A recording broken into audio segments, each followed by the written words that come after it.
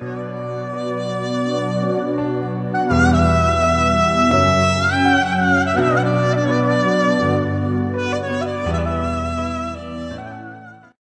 tellement de choses à vous dire que je ne sais pas par où commencer.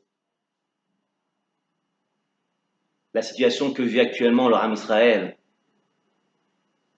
elle est compliquée. Elle est de plus en plus compliquée. L'année dernière, c'était la pandémie. Cette année, c'est Méron. Qu'est-ce que ça va être l'année prochaine? Beaucoup de personnes m'ont posé la question et m'ont dit, mais je comprends pas ce qui s'est passé. Pourquoi? Pourquoi il s'est passé ça à Méron? On n'est pas là pour dire pourquoi. Mais les Khamim nous expliquent et nous disent qu'à chaque fois que j'entends une bonne nouvelle ou une mauvaise nouvelle, je suis concerné. Je dois me remettre en question. Je dois faire attention à moi, ce que je fais pour l'Arme Israël. Parce que chaque béné Israël, il est arrivé, mais c'est les garants de l'autre. Et on ne rentre pas dans le Cheshbon d'Akadosh Baruch Hu pour savoir ce qui se passe. Dans le Siman Resh Lamed, dans le Shulchan Aruch, Saïf Katan He, le Shulchan Aruch nous dit comme ça, nous dit Leolam Adam Ragil, un homme doit avoir l'habitude de dire Kol Made Avid Rachamana, l'Etav Avid. Kol Made Avid Rachamana, l'Etav Avid. Tout ce que fait Kadosh Baruch Hu, il le fait pour le bien. Mais nous, on arrive au milieu du film, on ne sait pas ce qui s'est passé. Ces 45 personnes qui sont parties à Méron, c'est un korban pour le Ham Israël. Tous les Gdolé adorent, on dit. On doit se réveiller. Et moi le premier. On doit faire plus de Torah. On doit étudier plus de temps. Le Rav Chaim de Mnebrak a dit, on doit faire attention à la bracha de Hachayatzar quand on sort des toilettes. L'affaire Bekavana. Elle est tellement importante, cette bracha, que le Rav Rabinovich, dans le Piskei Teshuva, sur cette bracha-là, explique que quelqu'un qui fait cette bracha avec Kavana, quelqu'un qui se concentre sur chaque mot,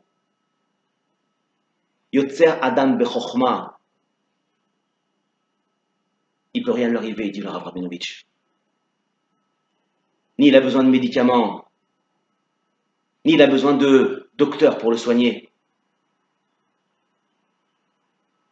Cette bracha, c'est une refoua, c'est une guérison. Dans cette bracha, il y a 45 mots. Le même nombre de personnes qui sont parties à Méron. Mais quand on entend des choses comme ça, on ne peut pas comprendre ce que veut Akadosh Baruch Hu.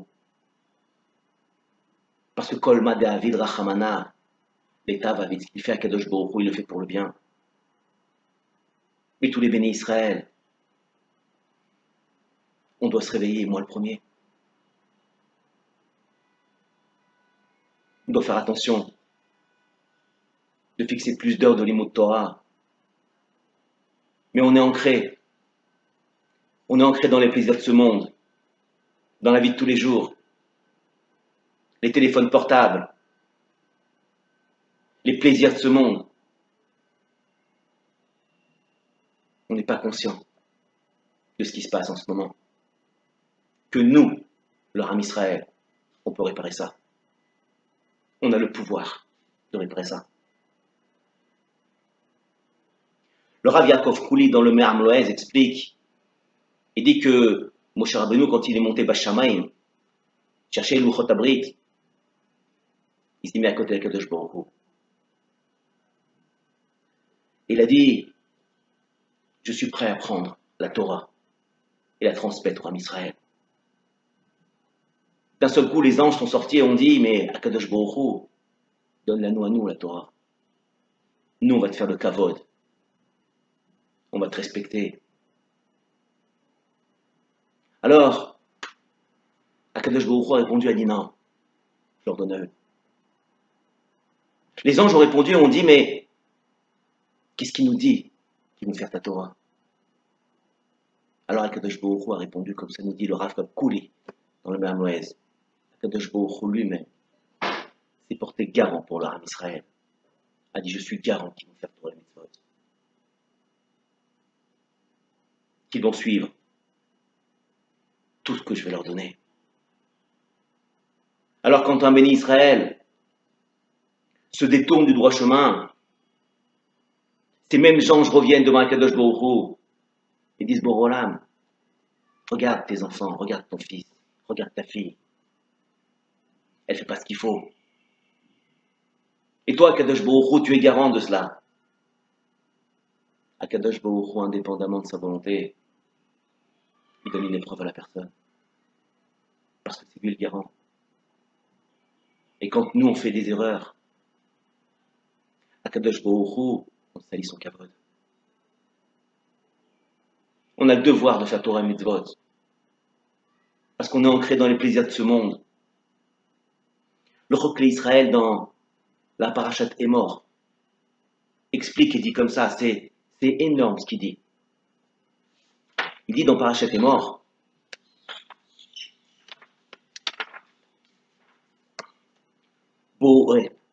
viens voir. Besha'a she'adam omed lalechet le'olamahu. Quand le béné Israël, quand la personne elle monte, Bashamayim, quand elle est morte, Ve'u bevet helio, ba'alav shlosha shlechim. Il y a 3 anges qui viennent le prendre. Ve'ro'e sham ma she'adam eno yachol li'ot keshehu ba'olam hazeh. Et lui, il voit des choses que personne ne peut voir dans ce monde-là. Va'ayom ou yom adin. Lui, son jour à lui, quand il part de ce monde, c'est son jour de son jugement. Tout le monde y passe. Comme ça, c'est marqué dans le Pirkei Avot. Anachnu beprosdor, on est dans le couloir. On attend pour rentrer dans le traklim, dit le Pirkei Avot. Dans le salon.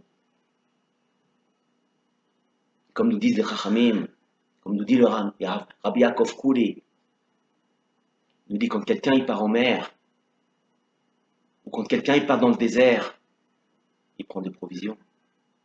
Il prend à manger, il prend à boire, au cas où s'il a besoin pendant le chemin, le trajet. Ce monde, c'est la même chose. Avant de partir, il faut prendre des mitzvot. Parce que Kadosh Baruch Hu, il accepte que ça, Bashamayim. Il accepte que ça en haut. C'est maintenant qu'on doit travailler. C'est maintenant qu'on doit se renforcer en Torah. Les plaisirs de ce monde, ça passe. Une fois qu'on a eu quelque chose dans ce monde-là, on veut autre chose, et autre chose, et autre chose. C'est sans fin. Et la neshama dans le corps, elle se cache. Elle se cache. Parce qu'elle ne veut pas goûter de ce monde-là. Que nous, on a les plaisirs des voitures, des téléphones, des habits. Shamalar mevakesh et apikadon.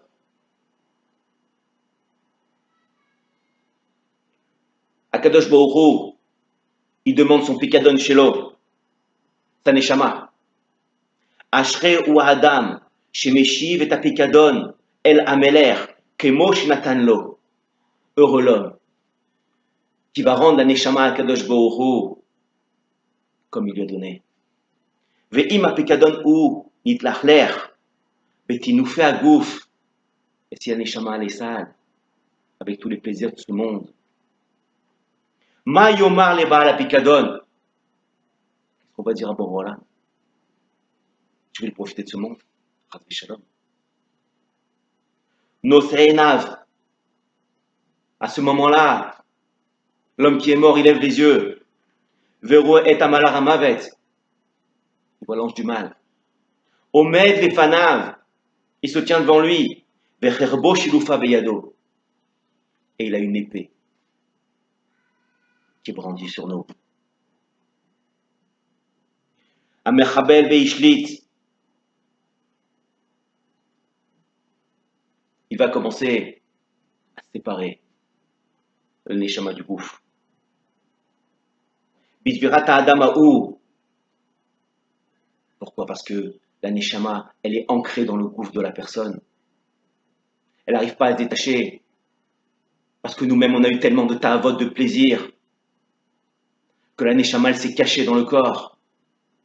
Ve'en d'avoir caché la nefesh. Et il n'y a pas plus grand et plus caché, plus dur pour l'âme qu'emo peridat shela menagouf, que de séparer la neshama du gouffre. Et la neshama, elle crie. Le gouffre, il hurle. Parce qu'on est ancré dans les ta'avot, dans les plaisirs de ce monde. On n'est pas conscient de ce que c'est que l'imut Torah. On n'est pas conscient de fixer des orditudes, et moi le premier, on n'en fait pas assez. Akadosh Baruch Hu, en ce moment, il veut nous emmener au Mashiach. Et tout ce qu'il va envoyer en ce moment, c'est pour nous réveiller. Et ça va être de plus en plus grand. Les choses qu'il va avoir dans ce monde-là vont être de plus en plus dures. Des choses qu'on n'a pas l'habitude. Parce que nous-mêmes, on a l'habitude de s'habituer des choses. Une femme m'a dit la semaine dernière, elle m'a dit j'étais à l'hôpital, en France, à Lyon, dans chaque chambre, il y avait un juif. Dans chaque chambre. On ne travaille pas assez. Mais on ne s'inquiète pas de ça. Tout simplement parce que on a pris l'habitude de quelqu'un qui rentre à l'hôpital. On a pris l'habitude de quelqu'un qui divorce sa femme et les enfants, ils sont petits, ils ne savent pas où aller, ils pleurent. On a pris l'habitude, comme il y a eu il y a quelques années, un homme qui faisait les poubelles et il prenait le pain sur les poubelles. Il le coupait en tranches. Et le matin, il le donnait à ses enfants pour faire du pain grillé parce qu'il n'avait pas assez d'argent pour acheter du pain. C'est courant maintenant. Ça rentre dans les habitudes, tout ça. Donc on est habitué. Tant que les problèmes ne touchent pas à nous, on n'est pas conscient de ce qui se passe. On envoie des chaînes des Teilim. Faites Teilim pour un, faites Teilim pour l'autre. On en fait un, deux. Mais parce que ça ne touche pas. Parce que ça ne toucherait. C'est tout le Sefer Teilim qu'on fait. On n'est pas conscient de ce que nous a donné la Kadosh Baruch Hu, qui est la Torah. On n'est pas conscient de ce qui se passe en ce moment. Akadosh Baruch Hu fait du bruit et on voit des épreuves qui réveillent le monde, qui sont différents de tout ce qu'on a vu jusqu'à maintenant.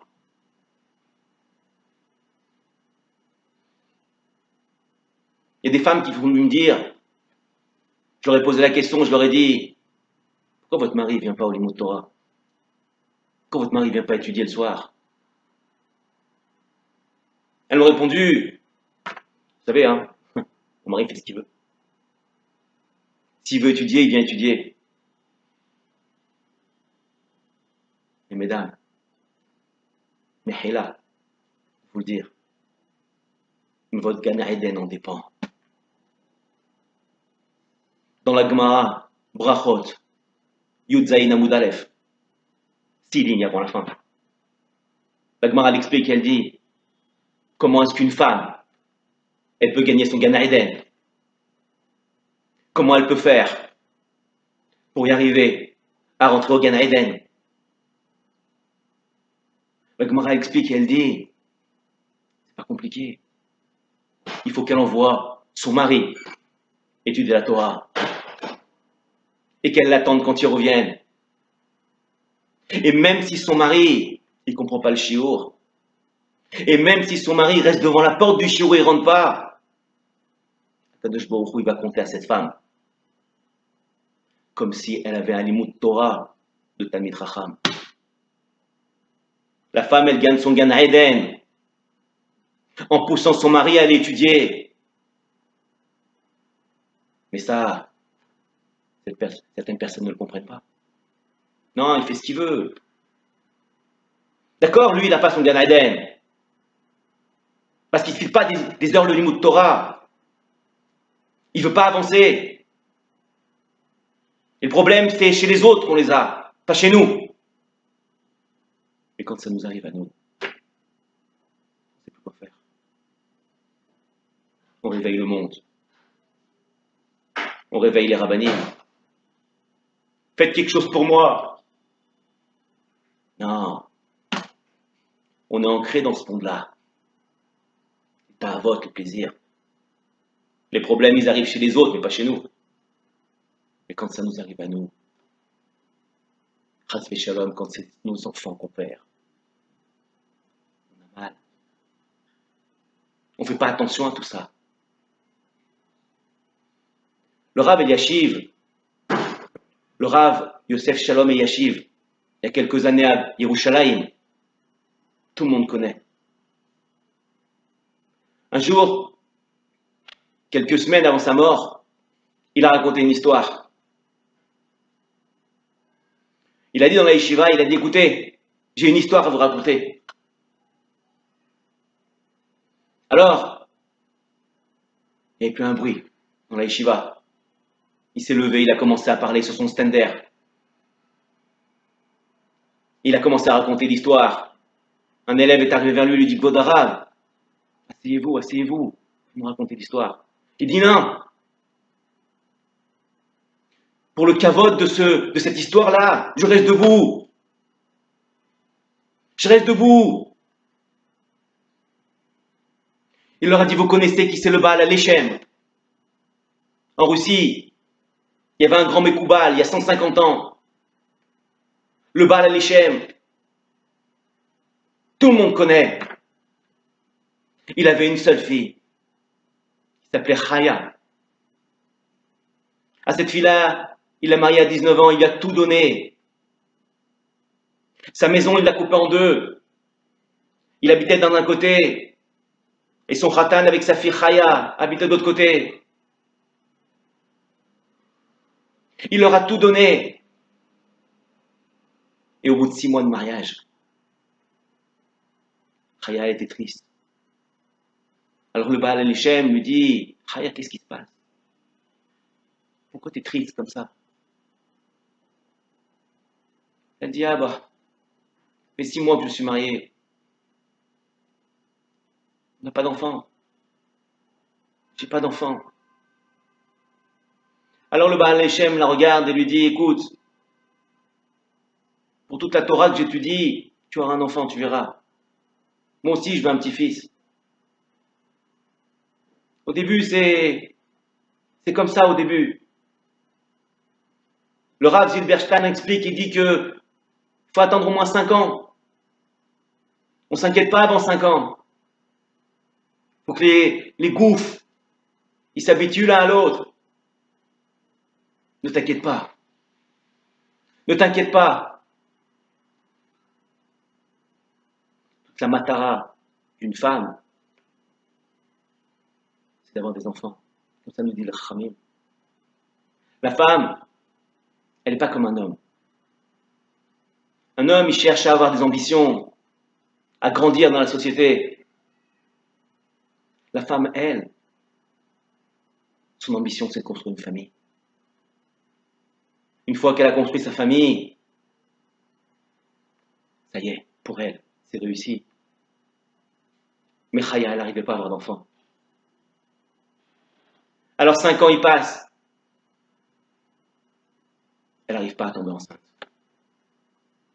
Le Baal Alechem, dans son bureau, recevait tout le monde pour avoir des conseils, pour avoir des brachot. Même des goïms allaient le voir. Un jour, un médecin vient le voir, il a l'habitude de lui donner des conseils. Il lui dit, écoutez, d'habitude c'est moi qui vous donne des conseils. Maintenant, j'aimerais que vous m'aidiez. Est-ce que vous pouvez vérifier ma fille, Chaya? Je ne suis pas inquiet parce que c'est Akadosh Baruch Hu qui fait tout. Mais essayez de voir si vous pouvez faire quelque chose. Regardez. Alors Chaya se présente à l'hôpital, dans le cabinet du médecin. Et il fait toutes sortes d'icotes. À la fin de la journée, il rentre dans le bureau. Il dit, écoutez, je ne sais pas quoi vous dire. Mais vous ne pourrez pas emmener des enfants dans ce monde-là. Ce n'est pas possible. Alors Chaya rentre chez elle, triste, en pleurant. Elle veut voir son père, le Baal Alechem. Elle lui dit, le médecin, il a dit qu'il n'y a aucune possibilité d'avoir des enfants. C'est pas possible. Le lendemain, le médecin a pensé à ça toute la nuit et le lendemain, il va voir le Baal Alechem dans son bureau et lui dit, écoutez, vous savez, dans le monde de la médecine, il y a des niveaux. Moi, je suis un médecin, mais en Autriche, il y a un grand professeur. Je vous conseille d'aller le voir. Envoyez votre fille là-bas. Lui, il a une solution à chaque problème. Alors, Ben Hachem lui, donnez-moi l'adresse. Et je vais envoyer mon khatan et ma fille. Alors, c'est ce qu'il fait. 2 jours de voyage. Ils vont en Autriche. Ils arrivent là-bas dans le bureau du professeur. Là-bas pendant 2 jours. Ils font des petits codes sur Chaya. Des Kaddam, Yatcheten. À la fin des 2 jours, il dit, écoutez, il y a un hôtel juste à côté. Il faut 24 heures pour avoir les résultats. Allez à l'hôtel et je vous appelle quand j'ai les résultats. Au bout de 24 heures, la secrétaire du médecin appelle Chaya et lui dit, ça y est, on a les résultats, vous voulez venir au cabinet? Alors Chaya se présente au cabinet. La secrétaire les fait rentrer dans son bureau. Le professeur n'était pas encore arrivé. D'un seul coup, le professeur ouvre la porte. Il pleurait à chaudes larmes. Il s'assoit à sa place. Et il regarde Chaya et lui dit, vous savez qui est votre père? Le Baal Alechem? Un Gdolador. Un Tamid Racham Atzum. Il y a quelques années, mon père devait prendre des cachets. On lui avait dit, si tu ne prends pas ces cachets, tu mourras. On ne savait pas quoi faire. Alors on a posé la question à votre père, le Baal Alechem. Qu'est-ce qu'on doit faire? Il doit prendre ses cachets ou pas? Votre père nous a répondu et nous a dit comme ça. C'est le contraire. S'il prend ses cachets, il mourra. Mon père a écouté ce qu'a dit votre père. Il n'a pas pris ses cachets. Il a vécu 30 ans de plus. Chaya écoute ça, elle dit, ah bah, Chaya se retourne vers le médecin et lui dit, mais je ne comprends pas pourquoi vous pleurez. Il lui dit, je pleure parce que c'est la première fois de ma vie que j'annonce à quelqu'un qu'elle ne pourra pas avoir d'enfant. Et en plus, c'est la fille d'un tzaddik. Et il commence à continuer à pleurer. Sortez de mon bureau, s'il vous plaît, sortez. Chaya est triste. Elle retourne en Russie. Elle arrive tard dans la nuit. Il est minuit. Le khatan, son mari, a dormi pendant tout le trajet. Alors il a dit, je vais l'emmener Torah maintenant. Et il commence à étudier la Torah. Sa femme, Chaya, sort de la maison. Et d'un seul coup, à ce même moment, le Baal Hashem rentre. Il voit son Khatan en train d'étudier la Torah. Il lui dit, mais où est Chaya? Elle est où Chaya? Vous êtes rentré quand? Khatan lui dit, on vient de rentrer. Chaya, elle est dehors. Dehors? À cette heure-ci? Mais qu'est-ce qu'elle fait? Alors, il sort dehors. Et il crie, Chaya, Chaya. Personne ne répond. Il commence à avancer encore. Chaya, Chaya. Il entend une voix au loin. Abba, Abba, je suis là. Il la voit en train de pleurer. Au milieu des vaches, dans le champ. Elle pleure en sanglots. Le Baal Hashem se rapproche d'elle. Il lui dit, Chaya, qu'est-ce qui se passe? Qu'est-ce qu'il a dit, le professeur? Alors, elle lui répond, elle lui dit, il n'y a aucune possibilité d'avoir des enfants. 20 minutes. 20 minutes, Baal Hashem, il a pleuré avec elle. À chaudes larmes. Il a pleuré. Et quand il avait fini de pleurer, au bout de 20 minutes, il dit à Chaya, il lui dit, mais Chaya, j'ai pas compris. Qu'est-ce que tu fais ici, au milieu du champ, au milieu de la nuit, dehors? Pourquoi t'as pas pleuré dans la maison? Parce que je voulais pas déranger mon mari qui étudiait. Parce qu'ici, il m'aurait vu comme ça.